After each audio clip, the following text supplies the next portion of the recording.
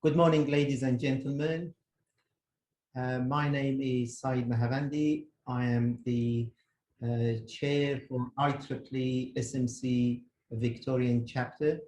It gives me great pleasure to introduce our speaker today as part of our lecture series of SMC Victorian chapter. We have with us Mr. Jawahar Bala, and he's a passionate systems professional with experience across multinational organization in technical and strategic leadership role, delivering complex capabilities. I've known him for over 18 years, watching his contribution to simulation industry, and he contributes to the advancement of systems thinking, systems engineering and modeling and simulation locally and globally through leadership roles in peak bodies, including the Systems Engineering Society of Australia and Simulation Australia Asia. And he has a BE in aerospace engineering and a BSc in computer science from UNSW and a master's in systems engineering from UNSW at ADFA. And currently he's doing his PhD as well on an Australian government research training program with industry partner Shaw Group at the University of Adelaide, Australia. And please join me to welcome JB for his speech on defense fifth generation capabilities driving innovation in fifth and sixth generation simulation architecture. Over to you, JB. Thank you. Thanks, Saeed. Appreciate that. Thanks very much, everyone, for joining in today. Hopefully, that noise in the background is not going to cause too much of a problem, with the technology of noise cancellation. Let's see how it goes. Right, thank you. So Saeed introduced the topic and the introduction, so I'll get stuck into it.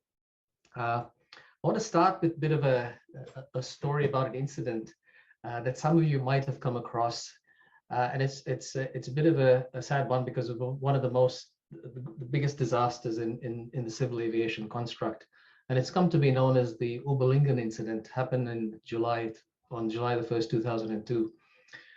So the context here was we had a charter aircraft going from Moscow to Barcelona, Tupolev, which is the aircraft on the right on the top, and this was a flight that was chartered by essentially in support of a UNICEF program to take children for a summer camp in Spain as part of UNICEF's initiatives. And so it had the majority of the passengers were really just school kids with their parents or a parent accompanying them on this trip.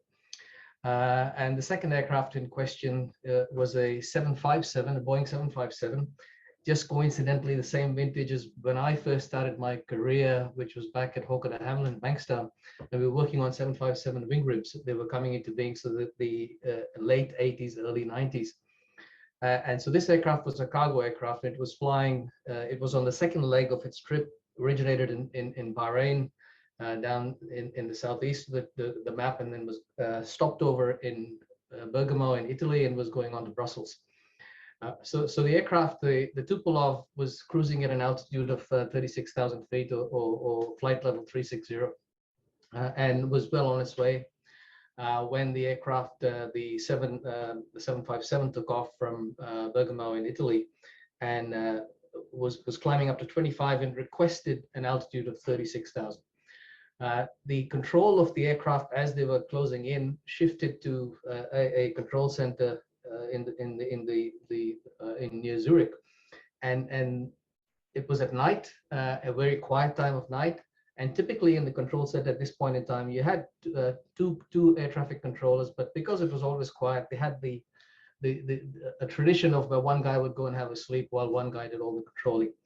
And as it so happened, on this particular night, there was a maintenance activity going on where they were fixing some of the equipment. And two things of relevance was some of the terminals were taken out of service, and while that was happening, the telecoms people came in and started fixing the phone lines as well. And so all was going reasonably well as control was handed over to this control center. And then what happened was a third aircraft came into the picture that was an on-scheduled flight. So it was an aircraft that was delayed, a charter flight, and had to go to an alternative and came over this control zone. And the air traffic controller couldn't contact the airfield where the aircraft was going by phone because the phone lines were down. So he had to try and control the aircraft as well. He couldn't do that on the terminal that he had, and he had to go to a second terminal. And so now he had two terminals going, one with the scheduled flights and the other one with this other aircraft. And what happened was in that time, the Tupolev had on it, sorry, I should step back. Tupolev had on it a very seasoned crew, and in fact had a check captain as well who was also very seasoned. So very, a lot of experience behind them. The 757 had a crew that was based in Bahrain, but they were really trained in the West. So there was a British captain and a Canadian co-pilot, just two crew on board. And as the aircraft were closing in, the TCAS, the traffic collision avoidance system on the Tupolev, kicked in with a traffic warning, which is the first level of warning and saying, start to look out. It looks like there could be other traffic at that could be potentially in your space. And while this was happening, the air traffic controller was trying to help the other guy, and he suddenly started to realize that these two aircraft were pretty much on the same altitude and were closing in on each other. So he then made a very quick call to the Tupolev and told the pilots on the Tupolev to expedite descent, to sort of gun down to flight level 350, 1,000 feet below, to avoid that activity. In the meantime, the traffic collision avoidance system on the 757 picked up as well and did the next level up, and it actually said it was a directive, and it told the 757 to descend. So it said TCAS descend, and the 757 crew at that point were trained in a certain way, and their job was to follow the TCAS. So they started immediate descent and just made a call, said they were descending. Just as that happened, the TCAS now on the Tupolev called out with a next level, telling the crew to climb. So climb. And soon as the TCAS said that, the air traffic controller came back again and told the crew to expedite descent, to come down quicker. So the crew on the Tupolev now were, what do we listen to, the human or the machine? And the interesting thing was that the crew and the way their operating procedures were based on a concept of hierarchy, and what people say matters. And the check captain said, don't worry about the machine, follow the individual. And so they kept on the descending path, and as it turned out, they actually saw the other aircraft, and the air traffic controller had also lost his orientation in the situation now and told him to look in the wrong direction. And long story short, the aircraft collided in midair. The 757 went under the Tupolev, and pretty much the tail of the 757 sliced the aircraft in half. And both aircraft were lost. All passengers died. No survivors. One of the worst disasters ever. And there's a really a further story, that the twist of the tale over here is that one of the parents, a gentleman who lost his whole family pretty much on the Tupolev, was so traumatized that he actually went looking for the air traffic controller, showed up at his doorstep in Switzerland one day about 3 years later on, called him out and blamed him for what had happened, and then proceeded to essentially stab him to death in front of his family. So it was a pretty dramatic situation, pretty sad situation, and the concept here was we had mixed situational awareness. And situational awareness is absolutely fundamental when it comes to these sorts of concepts and to us dealing effectively and efficiently with reality. And there are a number of ways that situational awareness is described, but one model that seems to have really taken sort of prominence is that of Micah Ensley's model of situational awareness, and has these three levels. Level one is perception of the current situation, comprehension of what that means, and then a projection to future state. So you monitor the environment and look at the state of the environment to establish what the current situation is. You then make a decision as to what might happen as a result of that, and you project that, and that decision then perform an action, and that cycle goes on. And as your situational awareness evolves, the way that and the way you deal with this stuff and the environment changes. Now, if you look at the situation in this civil context, and if we just try to translate that into a defense context, you can start to see how that complexity of the situation is multiplied many times over. So here we had just 3, perhaps 4 players in this regard. There were the 2 aircraft, the air traffic controller, the 3rd aircraft, and then the individuals. And if you look at what could happen in that in a fairly simplistic scenario, you can imagine the degree to which this gets more difficult when we get to a defense construct, when we're talking about unknown environments, unknown threat situations. The environment is evolving and is changing continually. And common situation in that context of all the participants to be able to perform a mission is absolutely fundamental. And the success of a mission to a large extent relies on that common situational awareness. And by the way, the images I've used over here go back to a classic of the application of those constructs. And I don't know if you've watched the movie Zero Dark 30, which is the Osama bin Laden story, but that's where these images are from. And you think about the context behind that and the challenges that they must have gone through. And some of the stuff that I'll talk about over here actually has a genesis in the training system that I sort of had a bit of a feel into for the special ops that at the time CAE was part of. And this is going back about 20 odd years ago when we first started developing the concepts of it. But really, if you think of how we currently deliver training, and if you think of any training in that regard, so there's a continuum to that training. So you start off at the individual level, you're talking about procedures, about what to do and how to do it. And then if you go up a tier, we talk about people working together in teams, and you start to bring tactics into it. And then you can go a tier beyond that, where you start to connect things together and you go into a joint or a distributed mission training construct, or you might want to conduct a complete mission rehearsal of a particular scenario so that you can do it before you actually do it, so to speak, and improve your situational awareness so that you've been there before you've been there, and there are a minimal number of surprises. But if you look at high fidelity training in defense, and I'm using the Australian context over here, we have absolutely amazing high fidelity training at the individual procedures level. High level, for example, if you take the flight context, flight simulators that provide the equivalent of 0 flight time training in a civil construct, but in a defense context with extended capabilities. But if you look at what actually the capabilities the defense has as we go up in that tiering, they start to drop off in terms of that realism, that situational awareness, that fidelity, the commonality. And in fact, there is almost non-existent training when it gets to that joint mission rehearsal type level. Non-existent is probably a bit strong, but the ability to do that in an efficient and effective manner is very limited when it gets to that mission rehearsal level. And so there is a challenge, in order to be able to demonstrate, to train, to rehearse, to evaluate, and to certify, team tactics, procedures, and essentially be prepared for missions in that construct.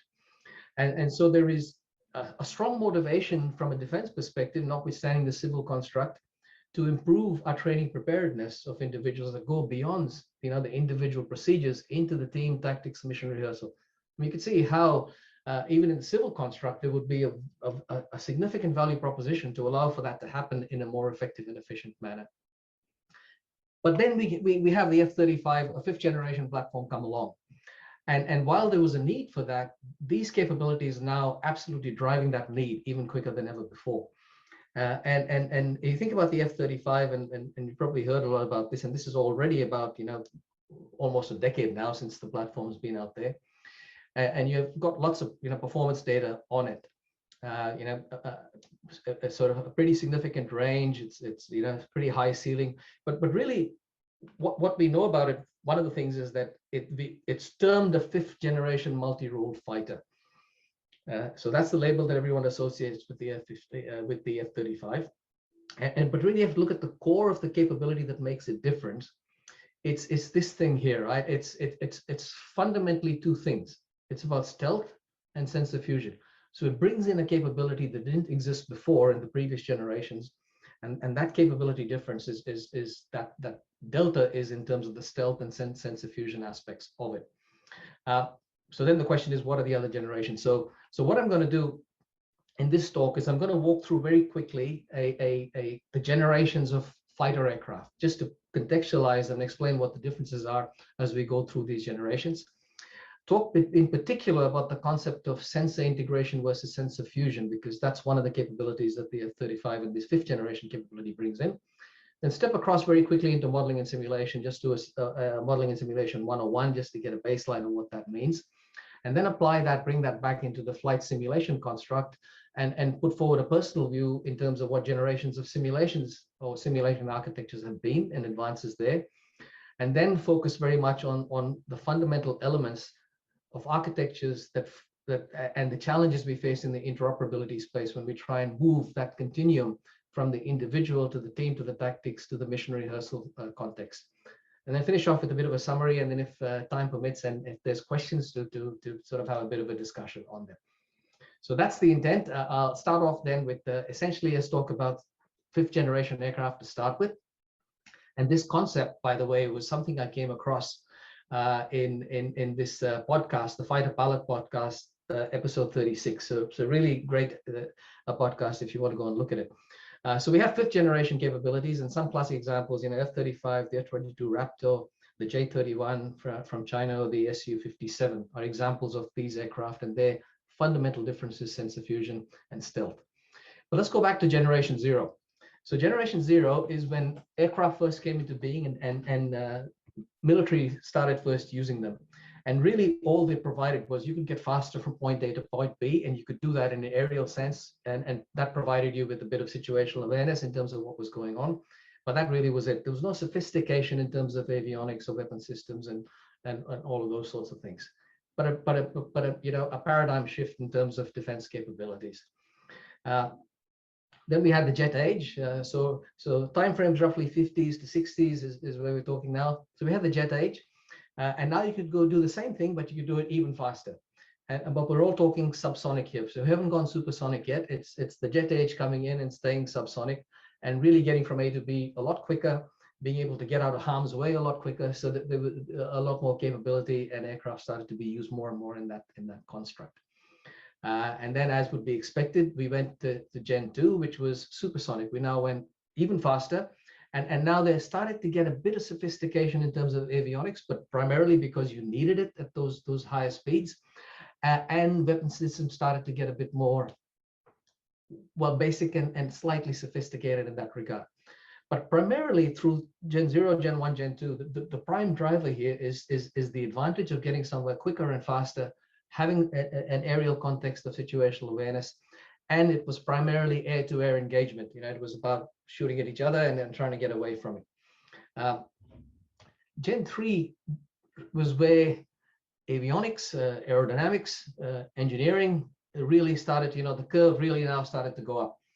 And now we started to get multi-role interceptor aircraft. It was not just all about speed, but it was about maneuverability.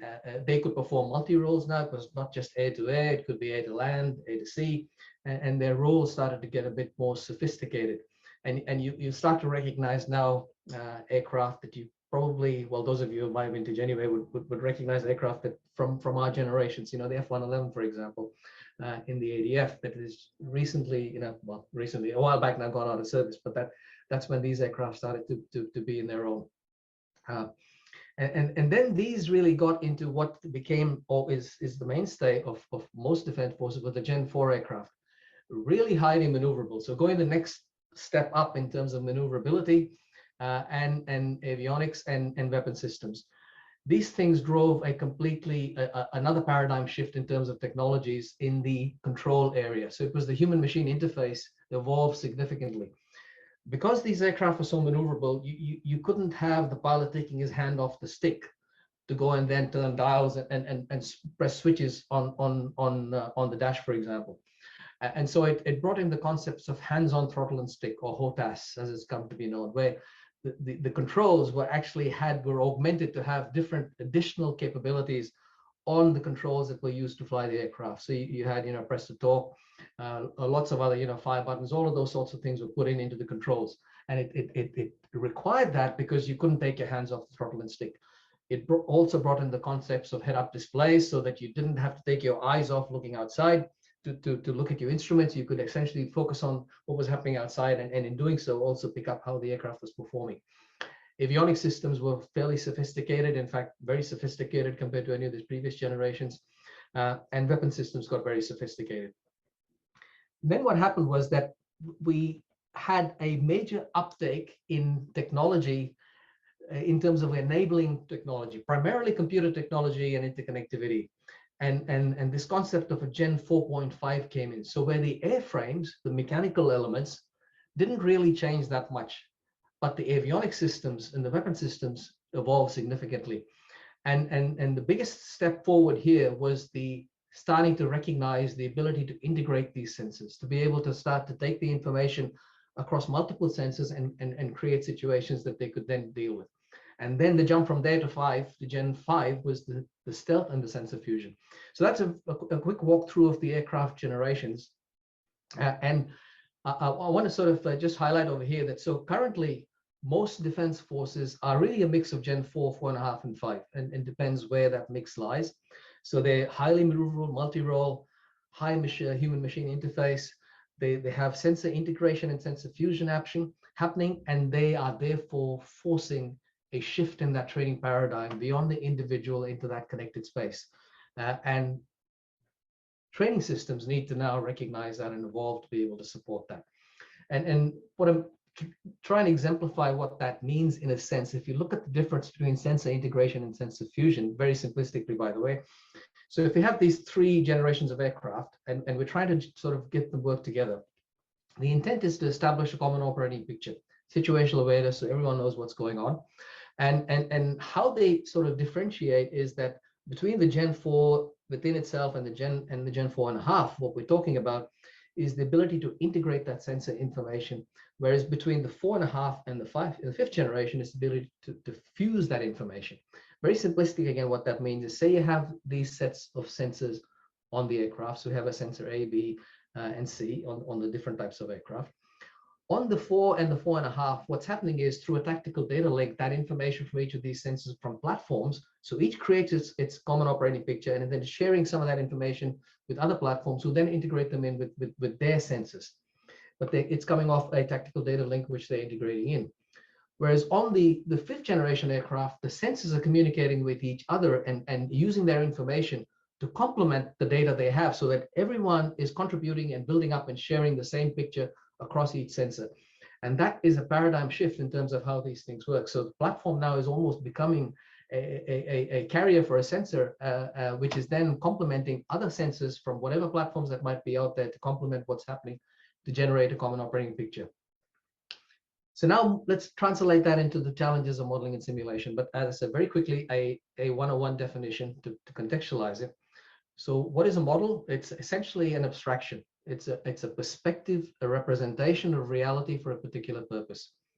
And a simulation is just taking a set of models and executing them over time for a particular purpose. So examples of simulations, we might have on the left-hand side a model of a interplanetary lander vehicle that's going over a model of terrain for testing in a laboratory type environment. So we know, for example, if the model over there has a different force for gravity as might be on the planet, and we'd have to correct for that model. On the right-hand side, we have a model of a vehicle interacting with the model of the terrain in a computer simulation and doing certain things that probably real vehicles wouldn't do. So they're representations, they're abstractions, they're for a particular purpose, whether it be gaming or whether it be for research. The whole point over here is that it's the purpose that drives it and the abstraction that limits it. And the simulator is a tool that executes that simulation. So in that context, it should be fairly obvious, and George Box said it the best, that really all models are wrong, but some are useful. I must say that given the challenges with the pandemic and the number of times we get the message about the modeling, it truly is interesting to see the messages that are coming across and how the modeling is driving the thinking and how the modeling keeps getting corrected. Let's hope that sanity prevails at the end of the day. But so that's a quick 101, and we can go a bit more detail if we need to, and if there's time at the end when we sort of have a bit of a discussion on this. The other bit that I wanted to bring in over here is when we talk about simulations in a training context, we can typically categorize them into a 2x2 construct. And we can separate that out in terms of the scenario participants, whether they are real or simulated, and the scenario environment being real or simulated. So for example, we might have real participants operating in a real environment, or real participants in a simulated environment, simulated participants in a simulated environment, or we might simulate the participants and the environment as well. So when we have real people or participants operating in a real environment, we call that live. When we have real participants in a simulated environment, we call that virtual. When we have it all simulated in a digital construct, we call it constructive.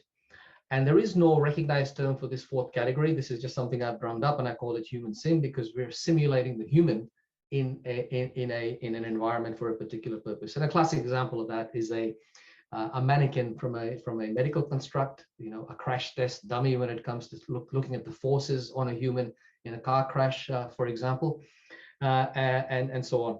So we have all these different types of categories. And then as technologies evolve, we've started to find that there is also a blending of them. So for example, we've got augmented reality or virtual reality and augmented reality, sometimes called also XR. We're actually mixing this together. So we're getting the human simulated as a mannequin, then we have a constructive simulator of what's happening inside the human, and we're projecting that virtually through a set of a holographic or a VR projection to actually interact with that, and we're getting real people participating in this construct altogether. And so we're getting a blending of all of these different concepts. In the defense construct, we actually have more of an integration happening, where we're connecting things that might be in different categories of these. And the idea is we want to connect them again to lift that continuum of training up, right from the individual to the team to the joint construct. And so these concepts are absolutely fundamental in getting that realism right.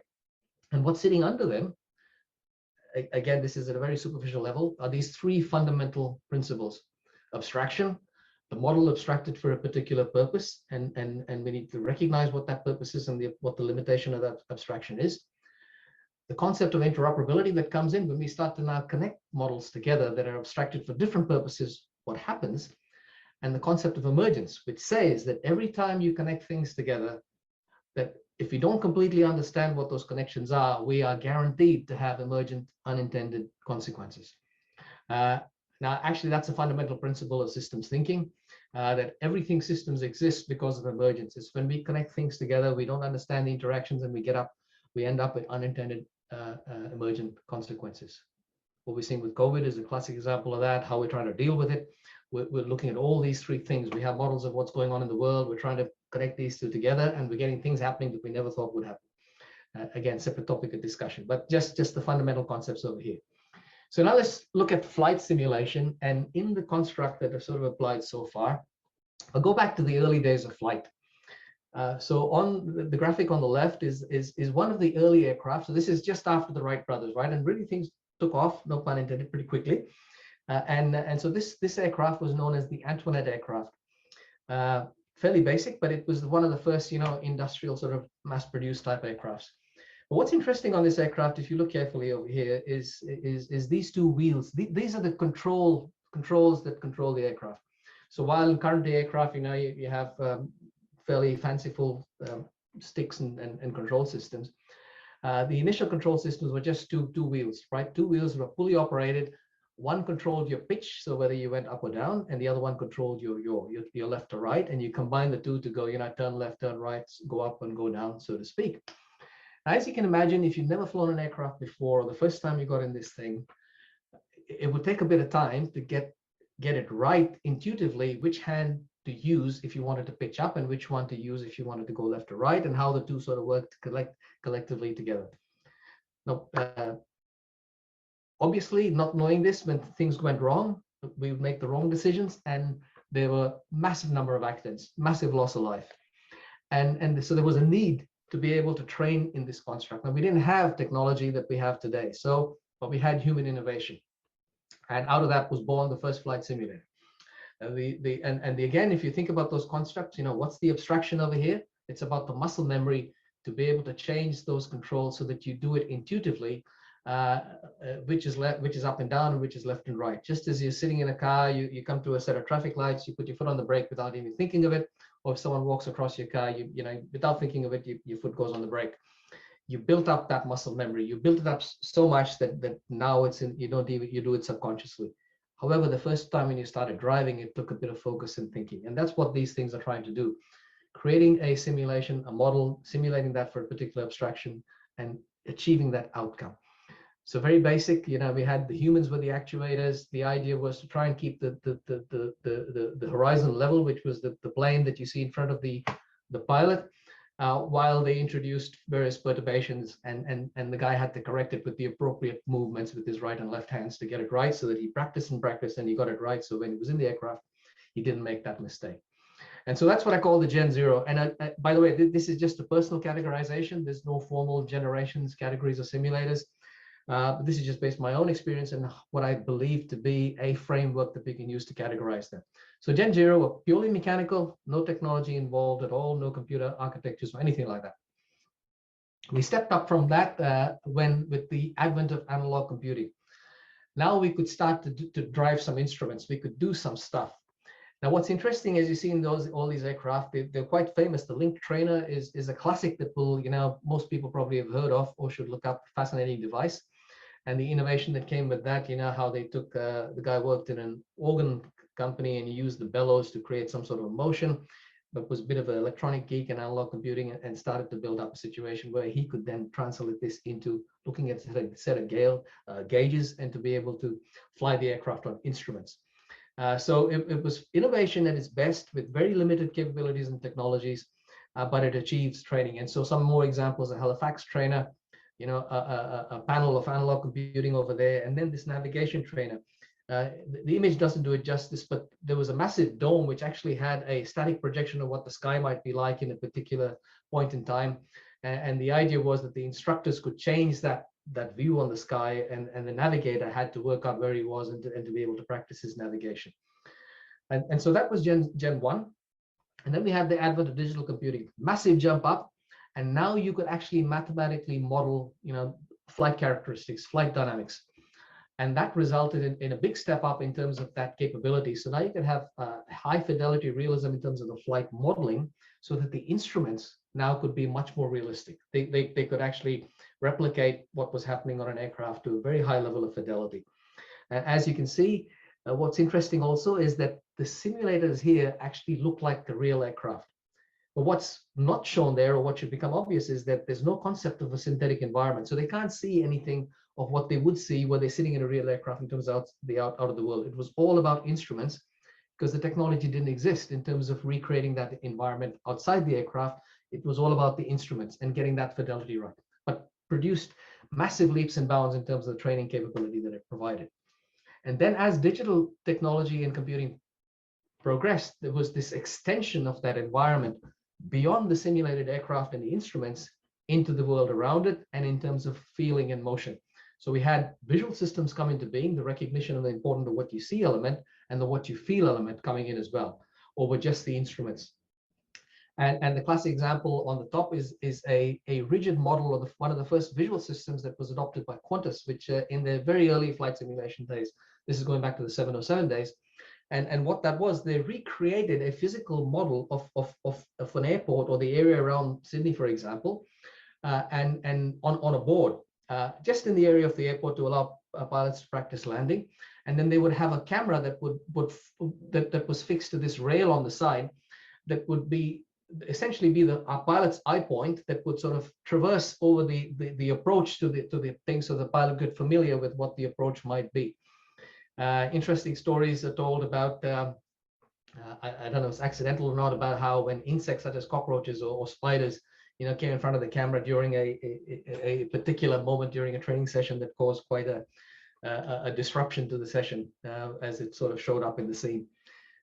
We had dust scenes started to come in then as computer technology evolved, and then we had a massive step forward in terms of motion with the Stewart platform, the hydraulic motion platform that now brought in 6 degrees of freedom. And so we started to get really high levels of sophistication.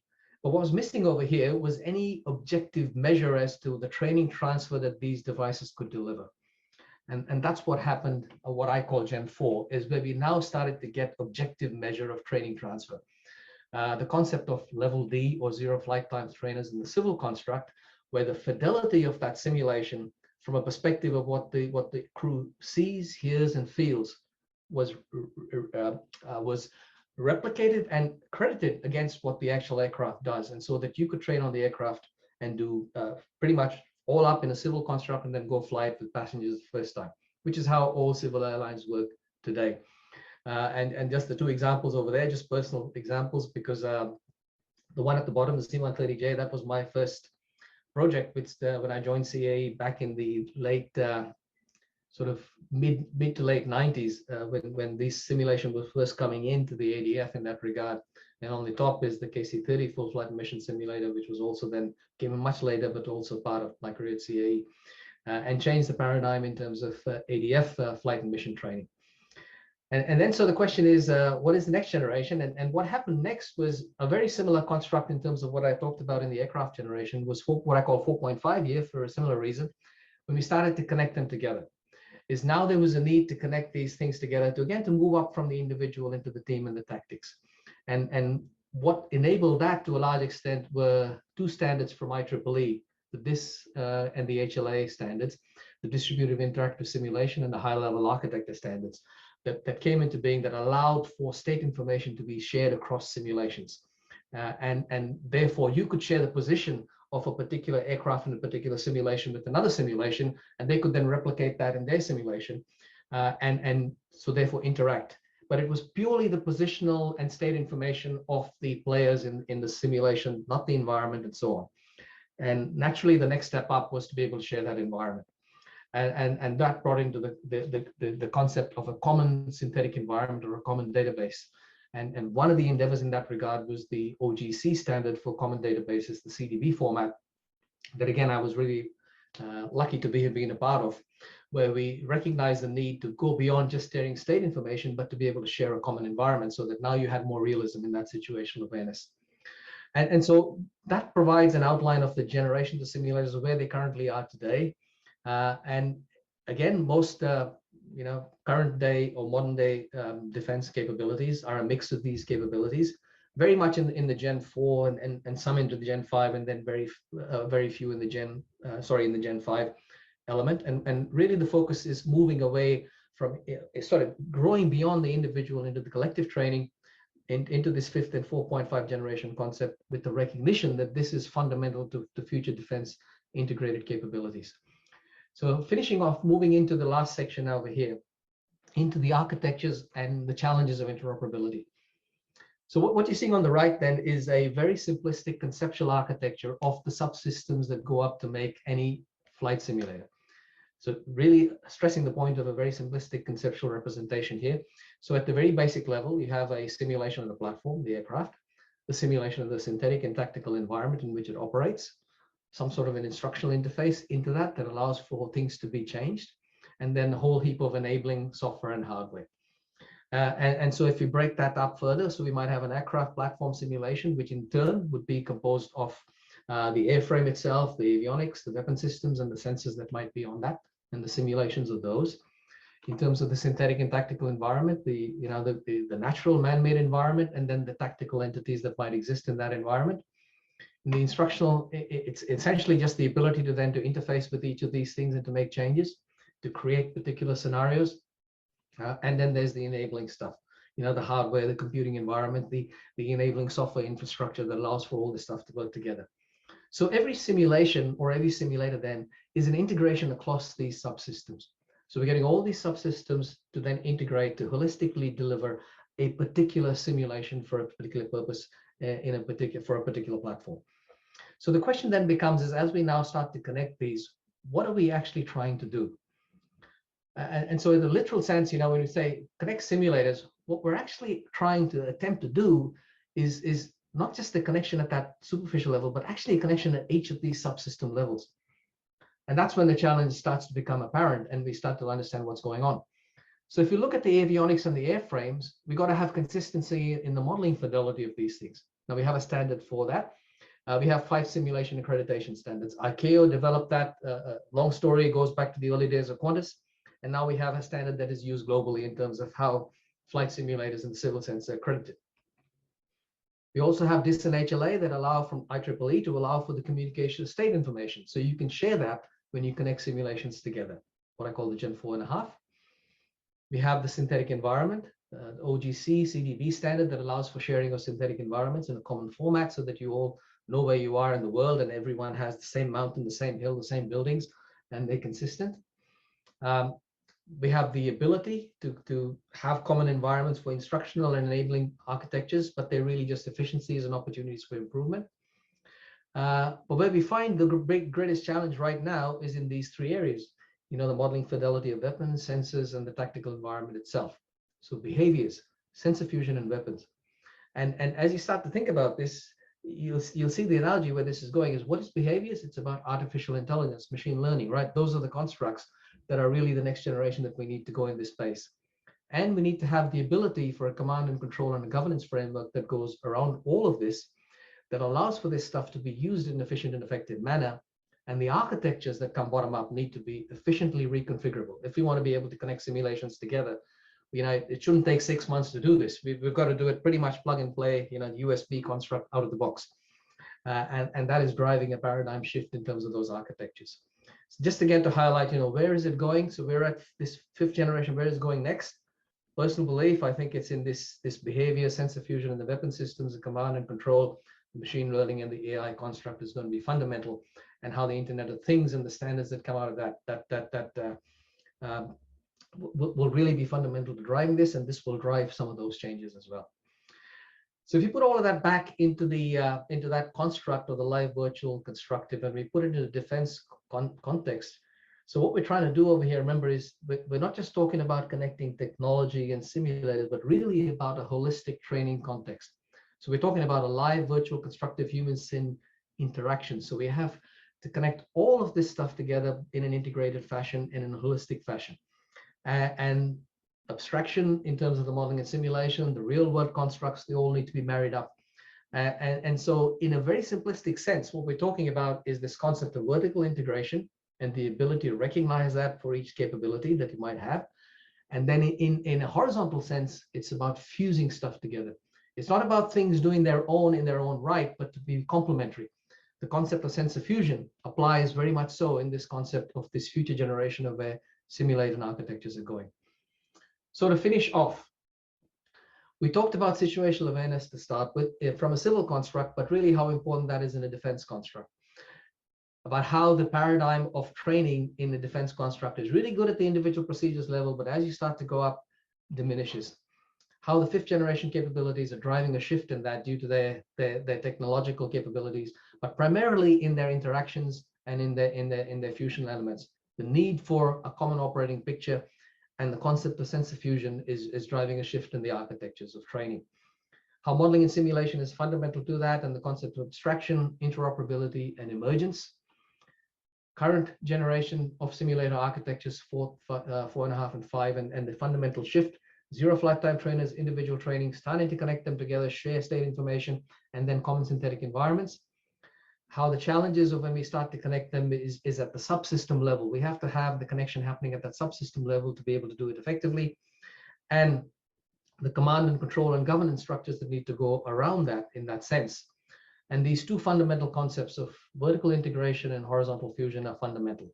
And when you look forward in the next generation, it's about common standards in terms of behaviors, sensors, and command and control and governance. And underlying that will be the concept of machine learning and artificial intelligence. And with that, I shall stop. I think, I did go a bit over time. So Saeed, I might hand back to you and I can stop sharing or leave it there. So thank you, Saeed, back to you. Thank you very much. That was an outstanding presentation. We thoroughly enjoyed it. Now it's time perhaps for some questions. So I'm gonna, if you put your virtual hand up, then we can allow you to ask questions. But in the meantime, as people, they are trying to do that, I might have one question. The simulators often create motion sickness, and then some people, they have motion sickness, and whether it is simulator sickness. Can you please comment around that, that notion of simulator sickness and how it can play an adverse role in all of this? Sure, Said. That's a really good question. Actually, it's actually one of the most important things when we get to simulation and in humans. So I'll start off with very basically of why it happens, and then talk about how it happens, and then talk about what we might do, right? In that tier, right? So why motion sickness happens? The theory says that the main reason it happens is that there is a something different in terms of the simulation stimulating the human senses than the real world. So the models that we've developed through our interaction with the real world, when we come in the simulated environment, there's something different. And that something different is not about the realism of a particular element, but about the interaction across your senses. So what you see, what you hear, what you feel primarily, there is a certain order that our brain processes these, and we develop models in our own brains, and we simulate reality in our own brains. And that sensory perception is typically our brain will feel before the sensory perception, and it's of the order of milliseconds, but the brain always senses feel before it sees. Now, if in a simulation you change that cue and you provide a visual cue before the motion cue, you start to make it uncomfortable for the human. And the thing is, you don't know that. You don't know that actively, but through your subconscious perceptions, you are now being given a stimulus that is different to what you have come to believe to be what is real based on your interaction with the in quotes real world. And depending on the difference in that gap of that stimulus, and depending on your own sensibility, you can either get incredibly sick, or you can be so robust that it doesn't bother you at all, and then you just go through the whole thing at all. But typically there is a threshold level, where that interaction sort of impacts most people. And the simulation standards specify that in terms of a latency and a throughput delay calculation. However, I must admit that not enough focus is given on the delta between the visual cue and the motion cue. So they check that the visual cue and the motion cue are together, but it's really and it's just about a tolerance that they're within a certain 10 millisecond tolerance of each other. But whether one happens first or second is not always given priority. And I think that is one of the biggest things we find in simulated sickness is the wrong order that's happening, or the gap between them is too big, and then some people react negatively to that. So hopefully that does that make sense, eh? Absolutely, yeah. Thank you very much. The other thing that I was wondering if you could draw any parallels between everything you have presented, and then the whole of manufacturing industry. They talk about industry 4.0. To me, it looks like the industry you have just described, you must be around industry 7.0 kind of thing. And could you comment on that, please? Yeah, I think we're seeing these parallels all around us, right? We're seeing it in the training context, we're seeing it in society, we're seeing it in technology. They're all, it's like the blind man and the elephant, right? We're seeing it from all different perspectives. And really the central beast in all this is the recognition that our society, our technology, the world around us is increasingly getting more and more interconnected. That interconnection is growing exponentially faster and faster and faster. We're seeing it from a technological perspective in the Internet of Things, Society 4, 5, and so on. And that's driving a need for standards in that space, right? We're connecting stuff and we don't know how to connect stuff together, and we're ending up with the abstraction, the interoperability, emergent consequences, right? So and we need to look at that. And if you look at even in a much bigger sense, in a global sense, if you look at things like global warming, climate change, they're another perspective into exactly the same problem, right? It's about we're connected with the environment. That impact and that interconnection is now growing to a level where population densities and resources are getting to a point where that is getting critical, and we're starting to see emergent consequences. So I think some of the lessons that we learn from each of these domains actually goes and applies across those domains, right? So for example, some of the lessons that come out from the modeling and simulation construct might drive a concept in society 4, or how we might look at those aspects of it. When you think about how we connect things together in that regard. and the approaches that have been adopted in that sense. And if you extend this into the concept of machine learning and artificial intelligence, and this is a very simplistic view on this, by the way, and I'd love to hear some thoughts on this, but really what these things are all about are creating models of reality that are then simulated to come up with what, you know, a particular outcome might be to guide that outcome. And so one of the biggest questions out there is, how do we assure the integrity of these models so that they do the right thing and they provide us with the right guidance, so that we know that when they do that, that we're actually getting that right guidance, right? It's almost happening in a vacuum because the technology can do it, right? It's because we can do it, we're doing it, but it's like the F-35 is driving the training paradigm, and now the training paradigm is attempting to catch up. In the meantime, you know, technology is moving forward much quicker than the paradigms can catch up with it. But I think there's so many lessons to be learned in this space across these domains, you know, that we can apply across. Sorry, I went off. You know, you're right. It's amazing that Andrew has been asking a very similar question. He's asking, how well do AI models of pilots impersonate real pilots? Do they make decisions similar to pilot decisions? How do they communicate in collaboration with people in a mission scenario? Yeah, now that's I think that's one of that's a good research question, Andrew. That's something you can look at. But if you think about how we currently, where we are at the moment, right, with this stuff, and again, a very basic understanding of the machine learning element. So what's fundamental in this sort of a construct is in order to be, say we're going to use a deep neural network of sorts to create the architecture of a particular machine learning construct or an AI.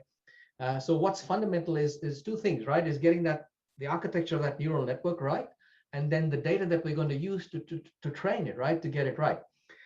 And so if you look at both of those things, there are so many questions that then come up, right? How do you come up with the right scenarios to get the data right, to be able to gather that data? How do you know that the data that you have is valid data in the first instance?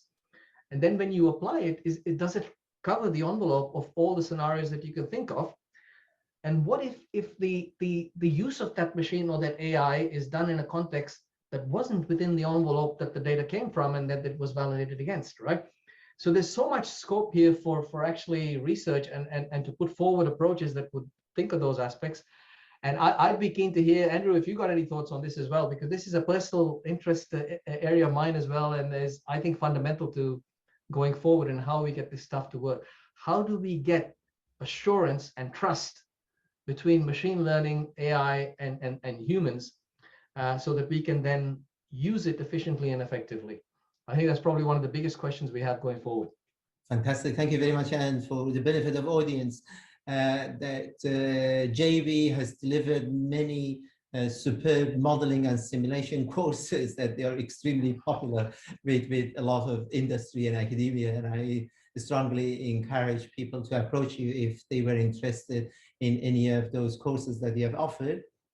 With that, this brings us to the conclusion, and I would like all our audience to thank you, and on behalf of IEEE, special thanks to you for delivering this amazing, IEEE lecture for us. Thank you, JB. Thank you, Saeed, and thanks everyone for being here and for supporting this. Thanks a lot.